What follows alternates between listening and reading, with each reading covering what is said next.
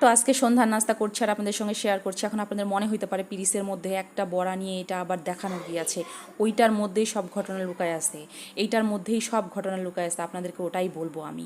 এই যে ছোট টুকরাটা দেখছেন, এটা আবার ছোটো মেয়েটা খেয়ে রাখছে যে চা দিয়ে খাবে, আর ওই যে একটা পড়ে আছে বড়ার মতো, ওইটা আমার ভাগে পড়ছে।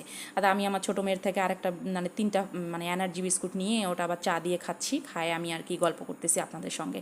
তো আমি আমার কষ্টের ঘটনা শেয়ার করব আপনাদের সঙ্গে। তো আসসালামু আলাইকুম, চলে আসলাম আমার রান্নাঘরে। তার আগে বলি যে আমি কি রান্না করেছি, রেসিপিটা একটু বলে নেই, তারপরে আমি আমার কষ্টের কথাগুলো আপনাদের সঙ্গে শেয়ার করব। এখানে আমি চিরা দিয়ে দিয়েছি, আপনারা আপনাদের পছন্দ মতো দিবেন। আমি এখানে 1 কাপের মতো চিরা দিয়েছি, একটা ডিম দিয়ে দিয়েছি, আর একটা দুধ পাউডারের প্যাকেট দিয়েছি, 2 টেবিল চামচ হচ্ছে চিনি, আর একটু ভ্যানিলা এসেন্স, যা থাকবে দিবেন, না থাকলে না দিবেন। তারপরে দিয়ে দিলাম এখানে 1 চিমটি লবণ, মিষ্টি জিনিসে লবণ দিলে কিন্তু ভালো লাগে। তারপরে এটাকে ভালো করে মাখতে মাখতে মাখতে মাখতে যা হোক আমি মাখি, আপনাদের সঙ্গে শেয়ার করি। আমার শ্বশুর এসে আমাকে সন্ধ্যায় বলতেছে, মা কী খাবো আজকে, নাস্তা কী? তো এই গরমে কেমন করে মানুষ আর নাস্তা করে আর কি করে, আমার তো 1 কাপ চা হইলেই হয়, যেহেতু আমি চা খোর, স্পেশালি আমি একজন চা খোর। তো আমার চা মুড়ি হইলেই যথেষ্ট, আমার আর নাস্তা পাস্তা লাগে না। তা শ্বশুরের কথা চিন্তা করে এখানে আবার একটু পানি দিয়ে দিয়েছি, দিয়ে তারপরে একটু ভর্তার মতো মিক্সড করে নিব। তা আমার শ্বশুরের কথা, যে আসলে বড় বউ, বাড়ির বড় বউ হওয়া মানে কতটা দায়িত্ব, কতটা কী, এটা বলে বুঝাইতে পারবো না রে ভাই আপনাদেরকে।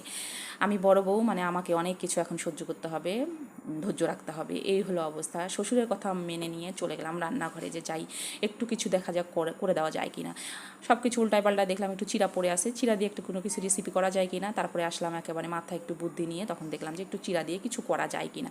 তারপরে একেবারে করে করে একদম মাথায় বুদ্ধি নিয়ে আসে, তখন এই যেইভাবে চিরা দিয়ে চিরার হচ্ছে বড়া করে দিলাম। চিরার বড়া কখনো খাইছেন আপনারা? যারা খাইছেন তারা তো খাইছেন, আর যারা খান নাই তারা আমার মতো এইভাবে একবার করে খাবেন, বিশ্বাস করেন এতটা মজা, এতটা মজা। আমার বাচ্চারা তো খেয়ে যাচ্ছিলো। ওই যে আমি পিরিচে দেখাইছিলাম না একটা পড়ে আসতে, ওইটাই আমার ভাগে ছিল, ওইটাই। আর বাকিগুলো সব আমি মানে আমার বাচ্চারা খাইছে, শ্বশুর শাশুড়ি খাইছে, মামা শ্বশুর মামি শাশুড়ি এদেরকে দিয়েছি। তো যাই হোক, এতে কিন্তু বুঝতে হবে আপনাকে যে আপনার রান্না হয়েছে কিন্তু পারফেক্ট, আপনার রান্না কিন্তু হয়েছে অন্যের মন মতো, মানে স্বাদ মতো, যার কারণে আপনি ভাগে পান নাই। এটা নিয়ে কষ্ট করার কিছু নাই। এই যে এতগুলো বড়া, সব বড়া যদি পড়ে থাকতো, কেউ না খাইতো, তাহলে কিন্তু আপনার অনেক কষ্ট লাগতো, খারাপ লাগতো। এই যে ঘামে টামে হাই ভোল্টেজ পাওয়ারের নিচে আপনি দাঁড়ায় এই যে এইভাবে বড়া ভাজতেছেন ফ্যামিলির জন্য, এটা কতটা হচ্ছে কষ্টের, এটা একটা রাঁধুনি ছাড়া বুঝবে না কেউ কিন্তু। তারপরে যদি দেখেন আপনার রান্না করার রেসিপি বা আপনার রান্না করা কোনো খাবার যদি না থাকে, শেষ হয়ে যায়, তাহলে কিন্তু এটার মতো তৃপ্তি আর কোথাও নাই, কোথাও খুঁজে পাওয়া যাবে না। এই যে আমি কষ্ট করে রান্না করতেছি না, ঘামতেছি, এই যে মানে পায়ের ঘাম মাথায় ফেলে না, মাথার ঘাম পায়ে ফেলে এই যে আমি কষ্টগুলো করতেছি, তারপরে যে থাকতেছে না, এরা খায় ফেলতেছে, বিশ্বাস করেন ওই যে ঘামটা ঘামে না, এটাকে আর কিছুই মনে হয় না। তারপর আমার রেসিপি তো কমপ্লিট, গল্প করতে করতে এই যে ভেঙে দেখাচ্ছি। আলহামদুলিল্লাহ, তো মজা ছিল। তো আসসালামু আলাইকুম, আল্লাহ হাফেজ।